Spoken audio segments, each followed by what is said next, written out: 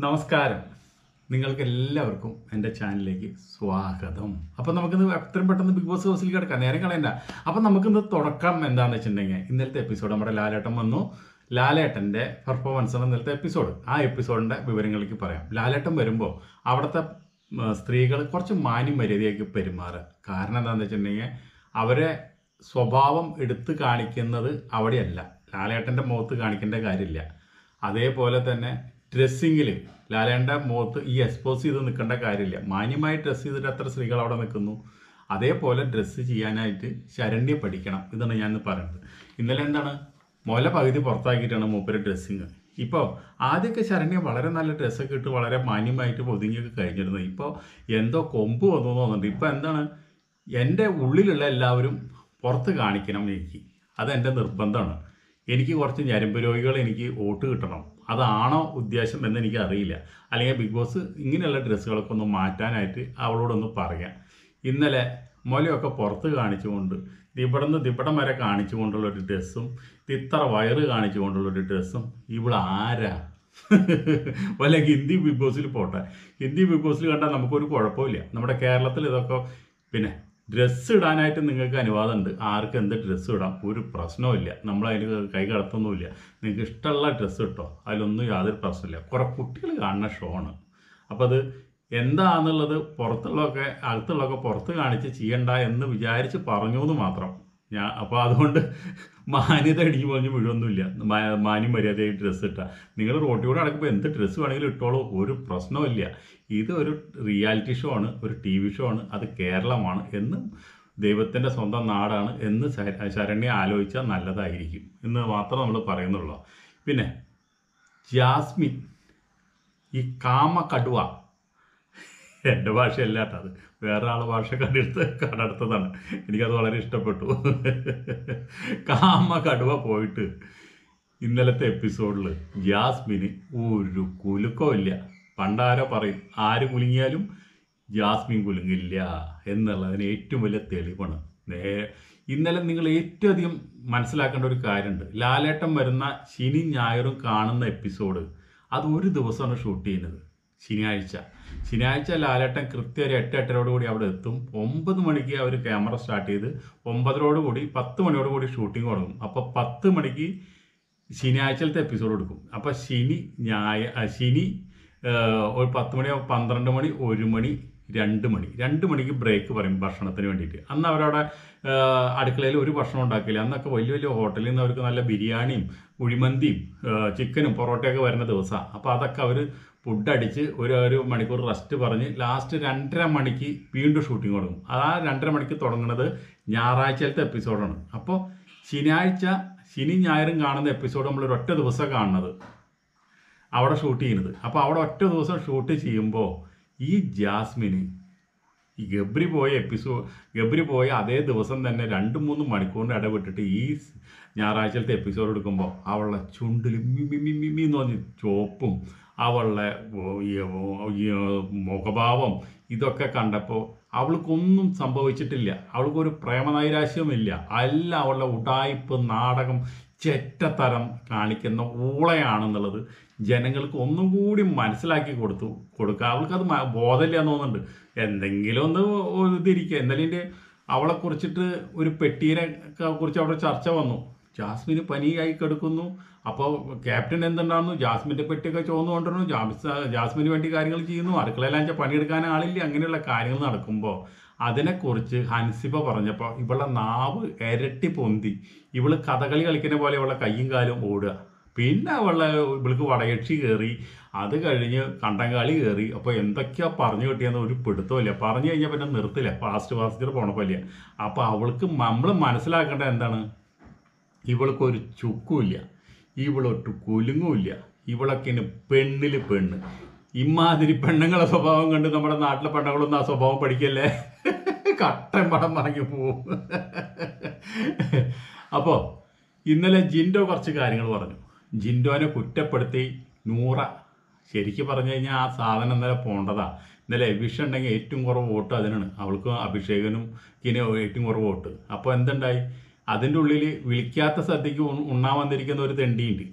ഈ ഇവിടെ രതീഷ് അവനെ പിടിച്ച് പുറത്താക്കി നൂറേനെ സേഫാക്കി. ഒരാഴ്ച കൂടി അവൾ കളിച്ചോട്ടെ, ചിലപ്പോൾ ഒരാഴ്ച കഴിയുമ്പോൾ വോട്ട് കയറി അവളവിടെ നിൽക്കട്ടെ. അത് മോഹൻലാലിന് ഒരു പ്രത്യേക താല്പര്യം, നോറോട് എല്ലാ കാര്യങ്ങളൊക്കെ ചടുപെടുന്നു ചോദിക്കുന്നുണ്ട്. അപ്പോൾ നോറോട് ചോദിച്ചപ്പോൾ ആ കൈ കെട്ടിയ കളിയിലും മറ്റുള്ള കാര്യങ്ങളിലൊക്കെ ജിൻഡോനെ ഒരുപാട് കളിയാക്കി, ഒരുപാട് നുണ പറഞ്ഞു. ഇതൊക്കെ മിനിറ്റ് നേരം കൊണ്ട് ജിൻഡോ പൊളിച്ച് കയ്യിൽ കൊടുത്തു.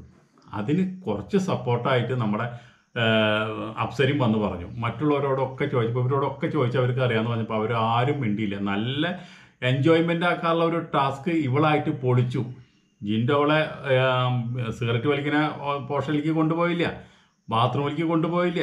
ഇവളെ കൈയെടുത്ത് പിരിക്കുന്നതോ അവളെ ഉടയ്ക്കുന്നതോ ഒളിക്കുന്നതോ ഒന്നും നമ്മൾ കണ്ടില്ല. ഇവള് പച്ച കള്ളിയാണ്. ഇവളുടെ നുണ കേട്ട നിൽക്കണ മരം ചാഞ്ഞു വരും, അത്ര നുണക്കള്ളീന് ഇവള്. അപ്പോൾ അതിന് കുറച്ച് സപ്പോർട്ടും ഈ നമ്മുടെ മറ്റോളും ഉണ്ട്, ക്യാപ്റ്റനാണല്ലോ അന്ന് ബാത്റൂമിൽ കയറി ഇവളെ കെട്ടിപ്പിടിച്ച് ആശ്വസിപ്പിച്ച് ഇറങ്ങി വന്നത്. അപ്പോൾ അതുകൊണ്ട് നൂറേനെ ഇന്നലെ അടിച്ചിരുത്തി ജിൻഡോ. ഇന്നലത്തെ താരം ശരിക്കും പറഞ്ഞു കഴിഞ്ഞാൽ മോഹൻലാലും നമ്മുടെ ജിൻഡോ ആണ്. ജിൻഡോൻ്റെ ഓരോ സംഭാഷണങ്ങളും അതിഗംഭീരമാണ്. ഓരോരുത്തർക്കും കുറുക്കി കൊള്ളുന്നതാണ്. എല്ലാം മനസ്സിൽ വെച്ചിട്ട് ലാലേട്ടൻ വരുമ്പോൾ കൊത്തി കൊത്തി സംസാരിക്കും. എല്ലാം സത്യമാണ്. അടച്ച് പിടിച്ചാലുള്ള സത്യമാണ് ജിൻഡോ പറയണത്. അതിൽ ജിൻഡോ ഒരുപാട് വോട്ടിങ്ങുകളിലൊക്കെ മുമ്പിലാണ് ഈ പ്രാവശ്യത്തെ വോട്ടിംഗ് പാറ്റേൺ വന്നുകൊണ്ട്. നമ്പർ 1 നിൽക്കുന്നത് ജിൻഡോ ആണ്. ജിൻഡോന് പുറത്ത് ഗംഭീര സപ്പോർട്ടാണ്. ഈ രതീഷ് എന്തിനാ അവിടെ വന്നേ, എന്തിനാ പോയേ, ഇതുവരെ നമുക്ക് ആർക്കും മനസ്സിലാവാത്തൊരു കാര്യമാണ്. എന്നിട്ട് അതിനെ കൊണ്ട് പറഞ്ഞ അത് ഒരാൾ മത്സരാർത്ഥി അവിടെ ആൾക്കാരെ തട്ടി കളിച്ച് നടക്കാൻ പറ്റുന്നില്ല. അതിൻ്റെ ഇടയിൽ കൂടെ ഇതിനും കൂടി കൊണ്ട് കുത്തി കയറ്റിയിട്ട് അതിനെ കൊണ്ടുവന്ന് ഞായറാഴ്ച ഔട്ടാക്കിയിട്ട് ഇത്രയധികം ആൾക്കാർ അവിടെ നിർത്തി. ആ നോറേനെ പിടിച്ച് പുറത്താക്കി ഒരു വിഷം കൂടി, ഒരു എലിവിഷം കൂടി അതിൻ്റെ ഉള്ളിൽ നിന്ന് പോയേനെ. അതാണ് നമുക്കിത് പറയാനുള്ളത്. പിന്നെ നമ്മൾക്ക് ശരിക്കും പറഞ്ഞു കഴിഞ്ഞാൽ പിന്നെ ഈ സമ്മർ നമ്മുടെ മഞ്ഞുമൽ ബോയ്സിൻ്റെ കുറച്ച് കളികൾ കളിച്ചു. ആ മഞ്ഞുമൽ ബോയ്സിൻ്റെ കളിയൊക്കെ നമുക്ക് കുഴപ്പമൊന്നുമില്ല, നന്നായിട്ടിൻ്റെ അവസരത്തിനൊത്ത് ആ കളികളെ കളിച്ചു. പിന്നെ ഹോട്ട്സ്റ്റാറിൽ ഇന്നലെ തൊട്ട് ആ പടം വരികയാണ്. അപ്പോൾ ആൾക്കാർക്ക് അറിയാനും കൂടി വേണ്ടിയിട്ടാണ്, അതിൻ്റെ ഒരു പ്രൊമോഷനും കൂടിയിട്ടാണ് അത് കളിച്ചത്. അത് കളിച്ചോട്ടെ, കുഴപ്പമില്ല, നമുക്ക് വലിയ എൻജോയ്മെൻ്റാണ്, നമുക്കത് ഇഷ്ടപ്പെട്ട ഒരു പടമാണ് അതുകൊണ്ട്. പക്ഷേ അതിന് ഈ അപ്സര അതിൻ്റെ ഉള്ളിൽ കയറി പൂട്ടിയിട്ട് കിടന്ന് കൊഞ്ചൻ്റെ കാര്യം എന്താ അതെനിക്ക് മനസ്സിലാവാത്തത്. എന്താ അവളുടെ കൊഞ്ചൽ? അവൾ ഇപ്പോൾ അവിടുത്തെ ഒരു റാണിയാണെന്ന് അവളുടെ വിചാരം. കെട്ടിപ്പിടിക്കുന്നതിൽ ഒട്ടും മോശമല്ല, ആരെ കണ്ടാലും കെട്ടിപ്പിടിക്കും. ഇന്നലെ ഇപ്പോൾ അതിൻ്റെ ഉള്ളിൽ നിന്ന് അങ്ങോട്ട് പുറത്തിറങ്ങിയപ്പോൾ അപ്പം തന്നെ കെട്ടിപ്പിടിക്കേണ്ട കാര്യമൊന്നുമില്ല ആർക്കും.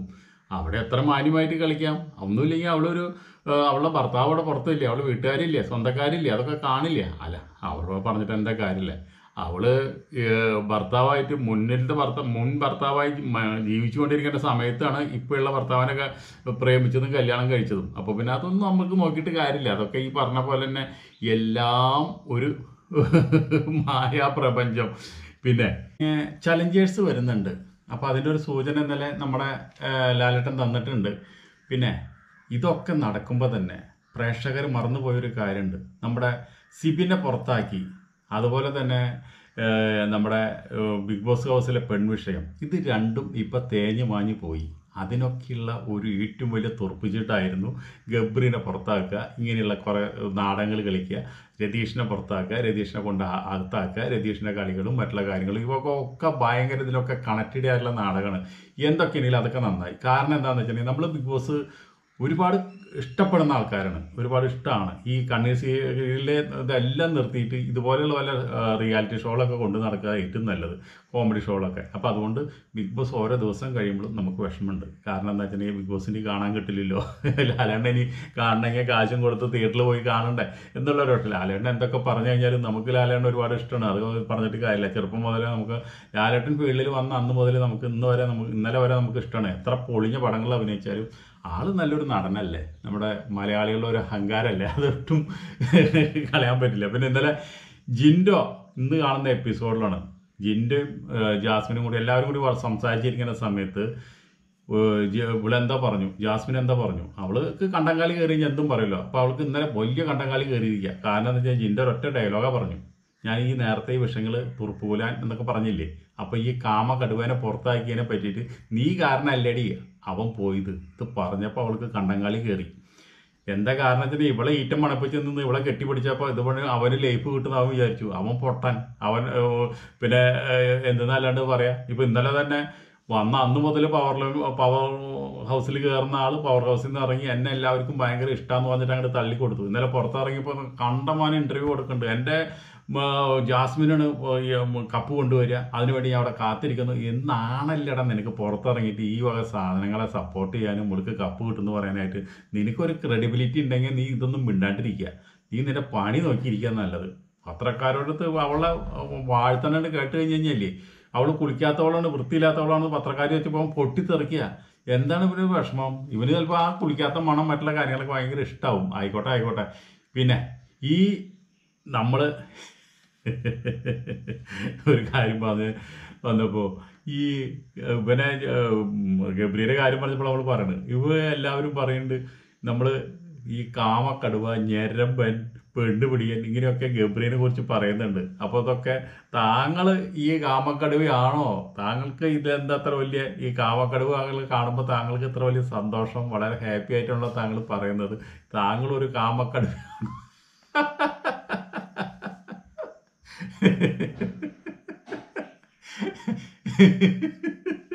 ഞാൻ കമൻറ്റ് വായിച്ച് ഞാൻ കുറച്ച് ചിരിച്ചു.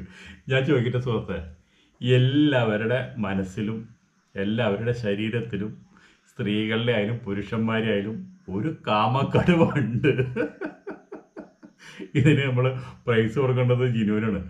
അപ്പോൾ ഒരു കാമക്കടുവ ഉണ്ട്, അത് ചില നേരത്ത് നമ്മൾക്ക് പുറത്ത് വരുന്നു മാത്രം. അപ്പോൾ എന്താ കാരണം എന്ന് വെച്ചിട്ടുണ്ടെങ്കിൽ നമ്മൾ ഫീൽഡിൽ വർക്ക് ചെയ്ത ഇന്ന് വരെയുള്ള ഇത്രയും വയസ്സായിട്ട് ഇത്രയും ഫീൽഡിൽ വർക്ക് ചെയ്തതൊക്കെ ഒരുപാട് സ്ത്രീകളായിട്ട് മിങ്കിൾ ചെയ്തും ഉള്ള ഫീൽഡുകൾ നമ്മൾ വർക്ക് ചെയ്തോളൂ. ഒന്നാമതെന്ന് വെച്ചിട്ടുണ്ടെങ്കിൽ ആദ്യം നമ്മുടെ നാടകം, ഒരു സീസണിലൊക്കെ നാടകം കളിക്കാന്ന് പറഞ്ഞ് എത്ര പൂരപ്പറമ്പിൽ കയറി നിരങ്ങണം എന്നറിയാം, എത്ര നടികൾ കൂടെ അഭിനയിക്കണം. അപ്പോൾ ഇവരൊക്കെ ഈ ബിഗ് ബോസ് പോലെ തന്നെ അവരൊക്കെ എന്നും കാണുന്നു, ഒരുപോലെ അഭിനയിക്കുന്നു. അതുപോലെ ആ വണ്ടിയിൽ വഴി കൊല്ലത്തൊക്കെ പോയി കഴിഞ്ഞാൽ ഒരാഴ്ച ഒക്കെ 2 ആഴ്ചയൊക്കെ അവിടെ ക്യാമ്പ് ചെയ്തിട്ടാണ് നാടകം കളിക്കുക. അപ്പോൾ അതിൻ്റെ ഉള്ളിൽ നമ്മൾ ഈ സ്ത്രീകൾ ഒരുപാട് ഇതാക്കുമ്പോൾ നമുക്ക് ചിലപ്പോൾ ഒരു കാമക്കടുവയുടെ അതൊക്കെ വരാം. അത് കഴിഞ്ഞിട്ട് പിന്നെ നമ്മൾ വന്നത് സ്വന്തമായിട്ട് സീരിയൽ പിടിച്ചാണ്. ഗുരുവായൂർ കേശവൻ എന്ന് പറഞ്ഞുള്ളൊരു സീരിയൽ പിടിച്ചു. അപ്പോൾ അത് നല്ല രീതിയിൽ പോയൊരു സീരിയലാണ്. അത് കുറേ നാൾ ഷൂട്ടിംഗ് ഉണ്ടായിരുന്നു. അപ്പോൾ കുറേ പെണ്ണുങ്ങളായിട്ട് നമുക്ക് പരിചയപ്പെടാനും കാര്യങ്ങളൊക്കെ ഉണ്ടായിരുന്നു. അവിടെയും നമ്മളൊരു കാമക്കടുവ ആയിരിക്കാം, അത് പോട്ടെ. അത് കഴിഞ്ഞിട്ട് പിന്നെ നമ്മൾ സീരിയലിൽ അഭിനയിച്ചു, ഒരു 5-10 സീരിയലിൽ നല്ല റോളിൽ അഭിനയിച്ചു. അപ്പോൾ അതും സീരിയൽ നടികളായിട്ട് ഒരുപാട് കണക്ഷൻ വരുന്ന ഒരു സംഭവമാണ്. അപ്പോൾ അവരുടേതായുള്ള കുറേ കാര്യങ്ങൾ നമുക്ക് മനസ്സിലാക്കാൻ കഴിഞ്ഞു, നമ്മുടെ കുറേ കാര്യങ്ങൾ അവർക്ക് മനസ്സിലായിട്ടുണ്ടായിരുന്നു. അപ്പോൾ അവിടെ ഒരു കാമക്കടുവയാണോ എന്നുള്ളത് നമ്മൾ പറയേണ്ടത്, പുറത്തുള്ളവരാണ് പറയേണ്ടത്. അത് കഴിഞ്ഞ് പിന്നെ നമ്മൾ വർക്ക് ചെയ്ത് ഹോട്ടൽ ഫീൽഡിലാണ്, വലിയ സ്റ്റാർ ഹോട്ടലിൽ, ഒരു 4 സ്റ്റാർ ഹോട്ടലിലൊക്കെ നമ്മൾ വർക്ക് ചെയ്തു. അപ്പോൾ അവിടെയും ഈ സ്ത്രീകൾ തന്നെയായിട്ടാണ്. പക്ഷെ അതുകൊണ്ട് എന്തൊക്കെ ഉണ്ടെങ്കിലും നമ്മൾ കാമക്കടുവയല്ല. ഇതാണ് നമ്മൾ പറഞ്ഞു. ഇത്രയും ഫീൽഡിലൊക്കെ വർക്ക് ചെയ്തിട്ട് നമ്മളങ്ങനെ ഇങ്ങനെയുള്ള ഒരു കാര്യങ്ങളിൽ കാമക്കടുവരെ കാര്യത്തിൽ ഉൾത്തിട്ട് പിന്നാക്കുക, അതാണ് പറഞ്ഞു വന്നത്. അപ്പോൾ ആ കമൻ്റ് ഇട്ട ആൾക്കാരോട് ഞാൻ ഒരു കാര്യം കൂടി പറയാം. ചിലപ്പോൾ ഒരു കാമക്കടുവ ഉണ്ടായിരിക്കാം. പിന്നെ അതുപോലെ തന്നെ ഇങ്ങനെയുള്ള സംഭവങ്ങൾ കാണുമ്പോൾ നമുക്ക് ചെയ്യാൻ പറ്റുന്നില്ലല്ലോ, നമ്മളവിടെ ആയിരിക്കണമല്ലോ, നമ്മളവിടെ ബിഗ് ബോസിൽ വേണമല്ലോ, നമുക്ക് ഇതിനൊന്നും കഴിയുന്നില്ലല്ലോ, നമുക്കെന്നുള്ള ഒരു അസൂയ ചിലപ്പോൾ ഉണ്ടായിരിക്കാം. അത് സ്വാഭാവികം. അപ്പോൾ അത് പറഞ്ഞ പോലെ തന്നെ എല്ലാവരുടെ മനസ്സിലും ഓരോ കാമക്കടുവകളുണ്ട്. അതിനെല്ലാം നമ്മൾ ചങ്ങലക്കിട്ട് വെച്ചിരിക്കുക. അപ്പോൾ ആ ചങ്ങല പൊട്ടിച്ച് വന്ന ഒരു ഊളയാണ് നമ്മുടെ ഗബ്രി എന്ന് പറയുന്ന അവൻ ഈ വക അംഗങ്ങളൊന്നും കാണിക്കുന്നത് 80 ക്യാമറകളുടെ മുമ്പിലല്ല. നമുക്ക് എത്ര കെട്ടിപ്പിടിക്കാണ്ടും ഉമ്മ വയ്ക്കാണ്ടും എത്ര മനോഹരമായിട്ട് സ്നേഹം പങ്കിടാം, പ്രേമം പങ്കിടാം. അത് കേൾക്കുന്നത് നമുക്കൊരു സുഖമല്ലേ ഇത് കേൾക്കുന്നത്.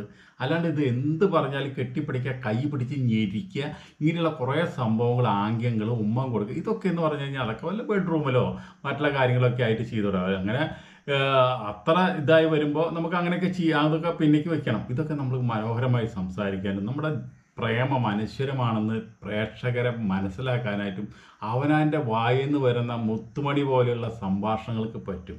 അത്തരം സംഭാഷണങ്ങൾ കാണിക്കാണ്ട് സെക്സ് ചേഷ്ടകൾ മാത്രം കാണിച്ച കൊണ്ടാണ് ഇവനെ കാമക്കടുവ, പെണ്ണുപിടിയൻ, ഞരമ്പൻ രോഗി എന്ന് നമ്മൾ പറഞ്ഞത്. നമ്മൾ മാത്രമല്ല, വീഡിയോ ചെയ്യുന്ന എല്ലാവരും പറഞ്ഞത് അതേപോലൊരു കാമക്കടുവ തന്നെയാണ് നമ്മുടെ ജാസ്മിനും. ഇവർ 2 കടുവകളും കൂടി ചേർന്നാൽ പിന്നെ പറയണ്ടല്ലോ പൂരം. എന്തായാലും ബിഗ് ബോസിന് ഒരുപാട് സന്തോഷം. കാമക്കടുവകളെ 2ആക്കി പിരിച്ചല്ലോ, അതിൽ ബിഗ് ബോസിന് അഭിനന്ദിക്കാം. അപ്പോൾ അതോട് കൂടിയിട്ട് എല്ലാം ആ തിരയിലങ്ങോട്ട് ഒഴുകിപ്പോയി.